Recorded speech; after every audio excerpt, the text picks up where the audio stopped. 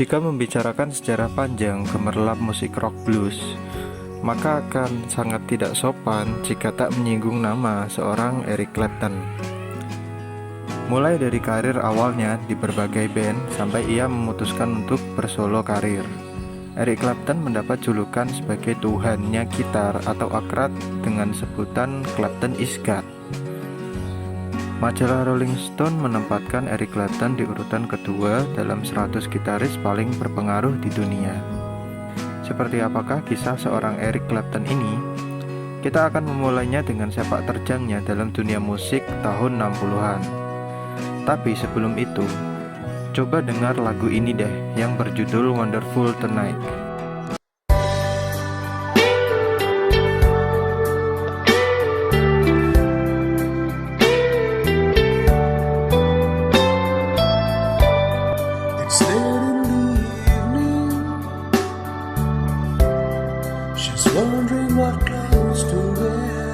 Jika kalian masih asing dengan sosok ini, maka saya harap kalian tanyakanlah kepada ayah kalian. Sudah dengan pasti ayah kalian akan kenal dengan lagu cinta legendaris tersebut. Eric Clapton memulai karirnya sebagai anggota band The Yardbirds pada tahun 1963, di mana pada saat itu usianya masih 18 tahun. Band The Yardbirds inilah yang akhirnya menginspirasi John, Paul, George, dan Ringo dalam bermusik di band The Beatles.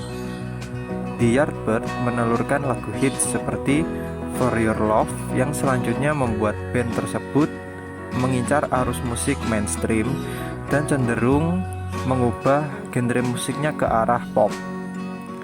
Clapton membenci langkah ini dan memutuskan untuk hengkang dari The Yardbirds pada tahun 1965. Untuk mengisi posisi kosong dalam band, Clapton menyarankan Jimmy Page yang nantinya akan menjadi gitaris Led Zeppelin untuk mengisi posisi gitaris di The Yardbirds. Jimmy Page juga mengajak Jeff Beck untuk menjadi rhythm gitaris bersamanya di The Yardbirds. Sekedar trivia, Clapton juga mendapatkan julukan Slow Hand saat pentas dengan The Yardbirds. Selanjutnya, Eric Clapton bergabung dengan John Mayall and the Blues Breakers, yang mana band ini adalah band favorit dari Jason Ranti dan ibunya. Punya ritme di tubuhnya ibuku. Kalau dia dengar musik dia bisa gini. Dia kalau tua dia tuh suka minum kopi, ngerokok Jarum Super, pakai headphone, malam-malam dengerin John Mayall, Grand Funk Railroad, apa gitu, Rolling Stone, Led Zeppelin gitu-gitu, Barry White, semua dengerin Simply Red. Dia dengerin banyak. Eric Clapton bersama John Mayall menghasilkan satu album yang meledak di pasaran. Genre dari band ini adalah rock blues yang digadang-gadang menjadi batu loncatan Eric Clapton untuk mendapat perhatian dunia. Suara gitar dari Eric Clapton di John Mayall ini mengilhami slogan terkenal, yaitu Clapton is God, yang slogannya ini dilukis oleh pengagum tak dikenal di dinding-dinding tembok di Islington pada tahun 1967. Namun, Clapton sendiri merasa sangat malu dengan julukan tersebut, karena sesungguhnya ia merasa sangat jauh dari kata sempurna. Oh iya, bagi kalian yang mau mulai dengerin John Mayall, saya sarankan dengerin lagu yang berjudul All Your Love, atau di Spotify akan menjadi lagu paling atas dari band ini. Oke, lanjut. Lalu pada tahun 1966, setelah meninggalkan John Mayall, Clapton memenuhi ajakan temannya untuk membentuk band Cream. Dalam band Cream inilah Eric Clapton memulai langkah sebagai penulis lagu. Pada saat bersama Cream, Eric Clapton dipandang sebagai gitaris papan atas di Inggris Raya. Namun, popularitas Clapton dibayang-bayangi oleh hadirnya seorang gitaris jenius bernama Jimi Hendrix yang nantinya dinobatkan sebagai gitaris nomor 1 di dunia. Eric Clapton mengunjungi Amerika Serikat untuk pertama kali bersama Cream dalam tur dunia yang dilakukannya. Gitar khas yang digunakan Clapton yaitu Gibson SG Clapton atau yang dijuluki The Fool adalah gitar fantasi psikedelik yang mengudara dalam konsernya di Amerika Serikat. Band Cream ini mencapai kesuksesan secara finansial dengan meraup keuntungan berlimpah dari hasil penjualan seluruh albumnya yang berjumlah puluhan juta kopi terjual. Namun umur dalam band ini terbilang sangat singkat, hanya 3 tahun semenjak awal dibuat. Pertikaian antara personil band karena penyalahgunaan narkotika yang berat membuat kegaduhan yang berujung bubarnya band ini. Akhirnya band ini pun bubar pada tahun 1968. Nah, saya menyarankan bagi kalian untuk mendengarkan lagu Sunshine for Your Love dan White Room serta I Feel Free bagi kalian yang ingin mengenal tentang band Cream ini. Oke, lanjut. Setelah gulung tikar dari The Yardbirds dan Cream, Eric Clapton melanjutkan proyek sampingan bersama Delaney, Bonnie and Friends sebagai anggota konser live mereka.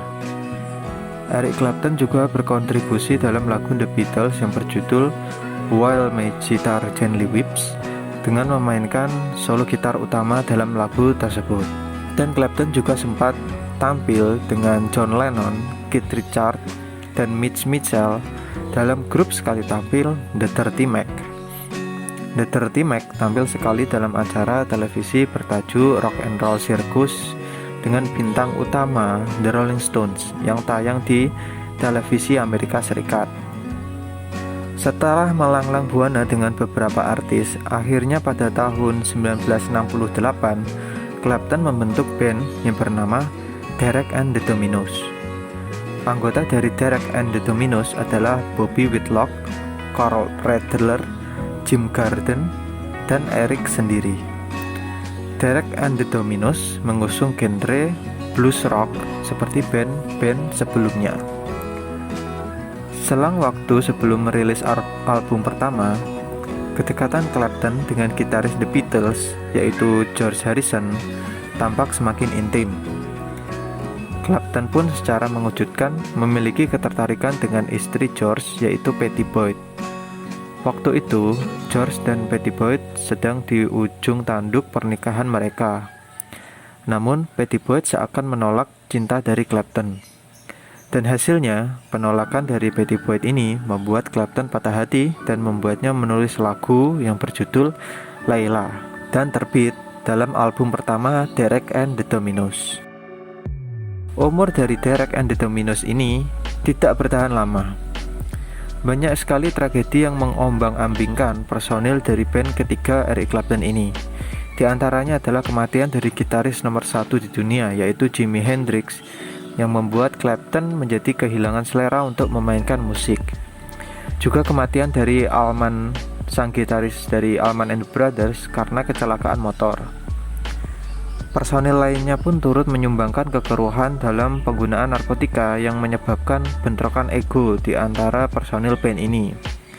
Akhirnya, perekaman album kedua pun berujung gagal, dan Clapton hengkang dari band. Nah, setelah keluar dari Derek, Clapton pulang ke kampung halamannya untuk merehabilitasi kecanduan heroinnya yang sangat parah. Kabar baiknya, banyak musisi lain yang mendukung langkah Clapton untuk menyembuhkan kecanduan heroinnya. Salah satunya ialah Pete Townshend, gitaris dari The Who. Townshend menyelenggarakan konser bertajuk Rainbow Concert yang diselenggarakan semata-mata untuk membantu Clapton dalam proses penyembuhan kecanduan narkotikanya. Serasa mendapat angin segar dari teman-temannya, ditambah juga dengan sambutan positif dari Pattie Boyd kepada Clapton, membuat kecanduan narkotikanya menjadi hilang. Namun, Clapton mulai mengembangkan habitat buruknya dengan meminum alkohol. Nah, pada tahun 1974, Clapton dan Pattie Boyd tinggal satu atap dan berencana akan menikah pada tahun 1979. Setelah sembuh dari kecanduannya, Clapton secara berturut tapi pasti membuat album solo.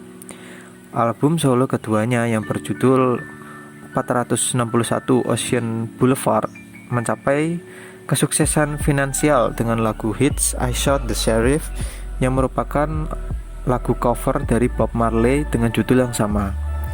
Lalu kesuksesan selanjutnya dari proyek solonya ialah pada album kelimanya yang berjudul Slow Hand pada tahun 1977. Dalam album ini, Eric Clapton menelurkan lagu hit seperti Cocaine, Wonderful Tonight, Lay Down Sally, dan masih banyak lagi.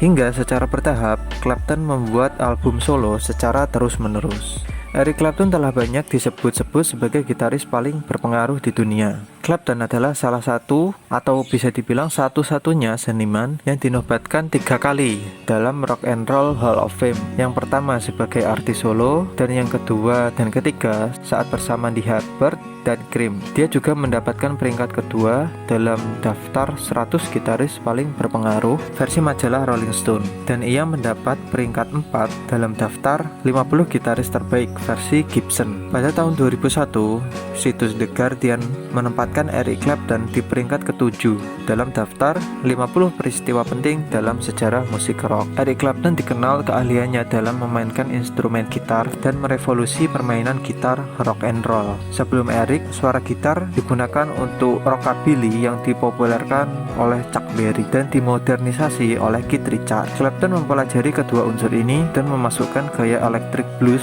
ke dalam setiap karyanya. Saya rasa gaya bermusik dari Eric Clapton dan setiap karyanya sangat wajib didengarkan oleh generasi milenial yang memiliki selera musik rock. Dan saya jamin mendalami karya Eric Clapton akan sangat worth it untuk dilakukan. Sekian, terima kasih.